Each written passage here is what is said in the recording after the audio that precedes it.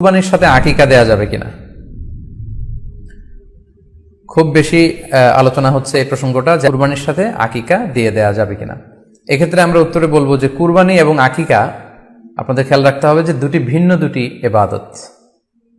প্রথম কথা হচ্ছে ইবাদত ভিন্ন দুটি ইবাদত। কারণ কুরবানি এটা বছরের একটা নির্ধারিত সময়, জিলহজের 10 তারিখে, এবং তারপরে আরো 2 দিন বা 3 দিন, এই সময়গুলোতে আপনি কুরবানি করতে পারবেন। তাহলে এটা হজের মৌসুমে জিলহজ মাসে করতে হয় কুরবানি। কিন্তু আকিকা কিন্তু এরকম না, আকিকাটা যে কোনো মাসে হতে পারে।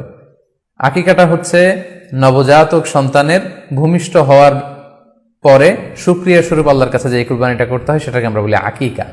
হাদিসে এসেছে আকিকা। তো সেটা হচ্ছে সন্তান কখন ভূমিষ্ঠ হলো সেটার উপর নির্ভর করে। কারো সন্তান রমাদানে হতে পারে, কারো সন্তান জিলহজ মাসেও হতে পারে, শাওয়ালে হতে পারে, রজাবে হতে পারে। আকিকা হচ্ছে বাচ্চা যেদিন জন্মগ্রহণ করবে, সন্তান ভূমিষ্ঠ হওয়ার 7 দিন পরে। তাহলে ভিন্ন দুইটা ইবাদত, দুই সময়ের ইবাদত। নাম্বার 2, আকিকার ক্ষেত্রে আল্লাহ রাসূল সাল্লাল্লাহু আলাইহি ওয়াসাল্লাম বলেছে আনিল গুলামি শাতান ওয়া আনিল জারিয়াতি শাত, অর্থাৎ ছেলে হলে 2টি ছাগল দিয়ে আকিকা করো, এবং যদি মেয়ে হয় তাহলে 1টি ছাগল দিয়ে আকিকা করো। তো সেক্ষেত্রে কুরবানিতে কিন্তু এরকম বিধান নেই। কুরবানিতে কিন্তু 1টি ছাগল দিয়ে আপনি কুরবানি করলে কুরবানি হয়ে যাচ্ছে, সেখানে 2টি ছাগল দেওয়া লাগবে এমন কোনো কথা নেই। তো এভাবে আমরা বুঝতে পারতেছি, খুবই স্পষ্টত কমন সেন্স খাটালেও আমরা বুঝতে পারতেছি, এবং আল্লাহ রাসূল সাল্লাল্লাহু আলাইহি ওয়াসাল্লামের ভাষ্যগুলো অনুসারে আমরা বুঝতে পারছি দুই ধরনের ইবাদত। যদিও এই 2 ইবাদতে কিছুটা মিল আছে, কিন্তু 2 সময়ের ইবাদত, 2টা আলাদা, 2টি উপলক্ষ, 2টার আলাদা নির্ধারিত সময় রয়েছে।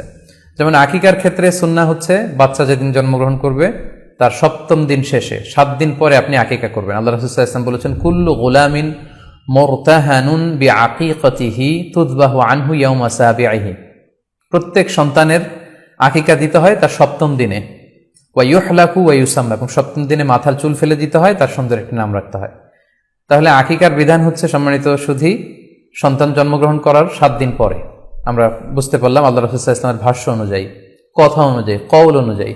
এবার যদি আমরা আল্লাহ রাসূল সাল্লাল্লাহু আলাইহি ওয়াসাল্লামের আমল দেখি, ওনার ব্যক্তিগত আমল কি ছিল, সেক্ষেত্রে আমরা সহিহ ইবনে হিব্বানের একটি হাদিস উল্লেখ করব, যেটিকে ইবনে হাজার আল আসকালানী উনি ওনার ফাথুল বারিতে সহিহ হিসেবে উল্লেখ করেছেন। আয়েশা রাদিয়াল্লাহু তাআলা আনহার বর্ণনা, তিনি বলেন যে আক্কা রাসূলুল্লাহ সাল্লাল্লাহু আলাইহি ওয়াসাল্লাম আনিল হাসানি ওয়াল হুসাইনি ইয়াউমা সাবিঈ ওয়া সাম্মাহুমা। আল্লাহ রাসূল সাল্লাল্লাহু আলাইহি ওয়াসাল্লাম নিজে ওনার দৌহিত্র অর্থাৎ ওনার নাতি হাসান এবং হুসাইনের আকিকা নিজে করেছেন 7ম দিনে, এবং 7ম দিনে তাদের নাম রেখেছেন। একজনের নাম রেখেছেন হাসান, আরেকজনের নাম হুসাইন। অর্থাৎ হাসান রাদিয়াল্লাহু আগে জন্মগ্রহণ করেছিলেন, ওনার চেয়ে ছোট ছিল হুসাইন, উনি পরে জন্মগ্রহণ করেছেন। তো ওনাদের জন্মের পরে 7 দিন পরে আল্লাহ রাসূল সাল্লাল্লাহু আলাইহি ওয়াসাল্লাম ওনাদের আকিকা দিয়েছিলেন, এবং 7ম দিনে উনি আকিকাও দিয়েছেন এবং তাদের নামও রেখেছেন।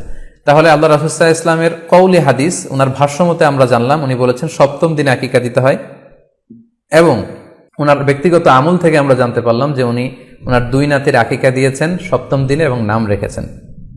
তাহলে এ থেকে আমরা সুস্পষ্ট বুঝতে পারি যে আকিকা দিতে হয় সন্তান জন্মগ্রহণ করার 7 দিন পর, 7ম দিনে।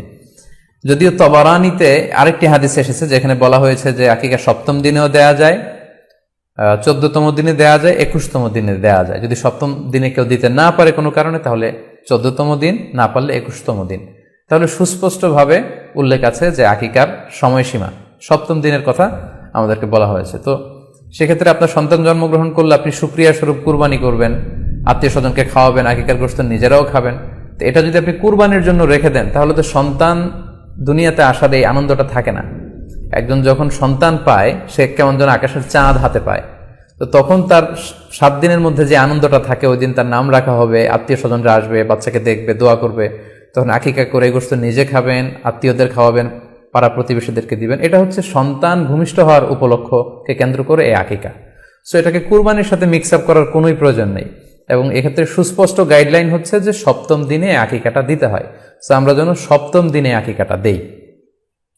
তবে হ্যাঁ, এখন প্রশ্ন হচ্ছে 7ম দিনে কেউ দিতে পারেননি, 14তম দিনেও দিতে পারেননি, 21তম দিনেও দিতে পারেননি, হাতে টাকা ছিল না, সামহাও কোনো কারণে মিস করেছেন, তখন আপনি যখন সুযোগ হয় তখন করে দেন। ওই প্রেক্ষাপটে আপনি যদি কুরবানির সময়ও আকিকা দিয়ে দিতে চান, এটা আদায় হয়ে যাবে ইনশাআল্লাহ। আশা করা যায় আদায় হয়ে যাবে, এবং এটা জায়েজ আছে। তবে এটা সুন্নাহ নয়।